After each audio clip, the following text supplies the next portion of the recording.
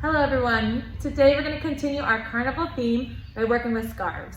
These might just look like fun things to throw around, but they are incredibly helpful for our hand-eye coordination, for crossing the midline, and for our eye tracking skills. All of these are really helpful for our young, developing bodies.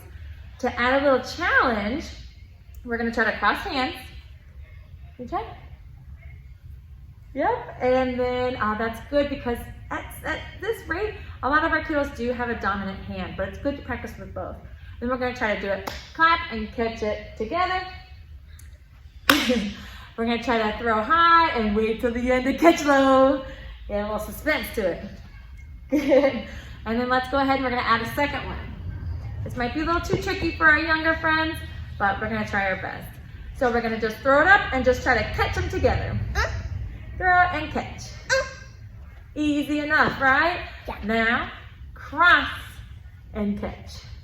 Cross. So we're working on the beginning skills of juggling to keep it within the theme. All right, how about this? We're going to throw up straight and then cross our arms and catch it.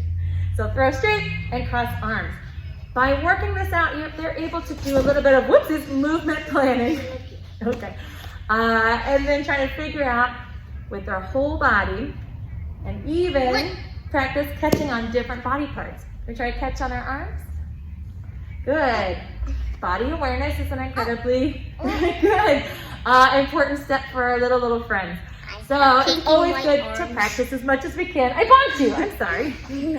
So after that, we're going to practice our straight leg by reaching our scarf out and tapping it with straight knees, like a tree branch that just cannot bend. Let's try the other side. Good. Easy peasy, right? And to the side. Now this is going to help us develop our strong kicks and our locked knees. And our lunges. And our lunges, sure. All of these skills for a nice, graceful, and strong gymnastics body.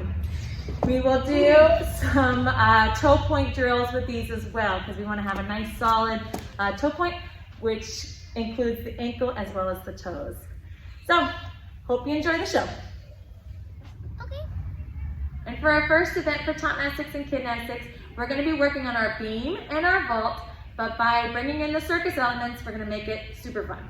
So first we have to hold on to our wobbly circus tent and then stand in our releve toes. Those are tippy toes. Tippy toes are super duper fun. A little bit easier if you hold on to something, but because it's wobbly like this, it's not going to be as much help as if we were holding onto a sturdy mat. This is going to really help with our balance and getting strong ankles. Let's move on to our next one. We're going to be stepping over our circus cans, trying not to knock them over. And then after a round or two, I think we should go ahead and kick those cans right on down. You want to show us? Perhaps knock them and not kick them, but we'll work on it. For our next balancing station, we're going to stand on top of our yellow dome, grab some rings, and try to throw them and land them on a cone. There you go, so close. This is a surprisingly difficult challenge, as I found out. But by making balancing a game, we are distracting them, and they can work on their muscles and their coordination without it becoming too much of a tedious task. We want to make it fun, right?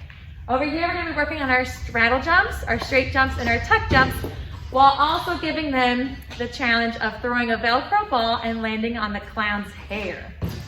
Good. Keep going. We want to have strong legs for our big vault jumps. So we want to work on our big push-ups from our trampoline. Great. And then we're going to work on our hurdle jump over here by the clown hat, the cone. And we're going to lift up with one leg and then jump over the hat to land onto 2 feet. This is how we go onto the trampoline while doing vault. Show me.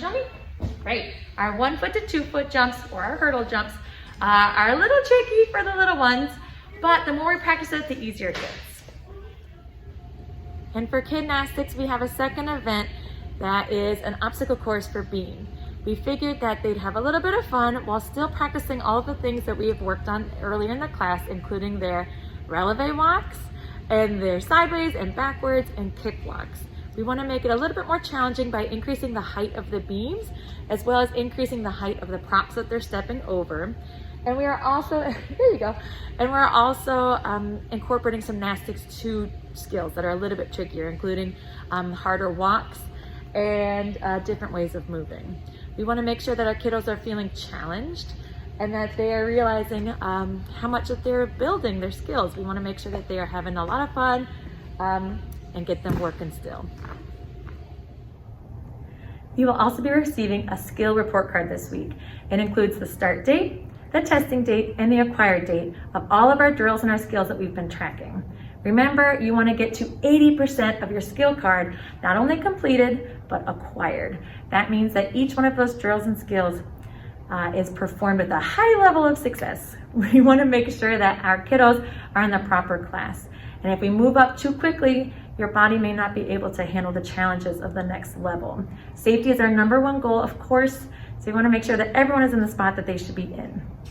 If your kiddo is not at 80% acquired, no big deal. Just like with anything else in life, we all move at our own pace at this sport. So trust your coaches, trust the process, and be so proud of your kiddos. They're trying some hard stuff, and we're really excited for our stuff coming up. Make sure that you're following us on our emails, our newsletters, and our social media so you can stay up to date with all of our Vega news. We are super duper excited, so we'll see you out there.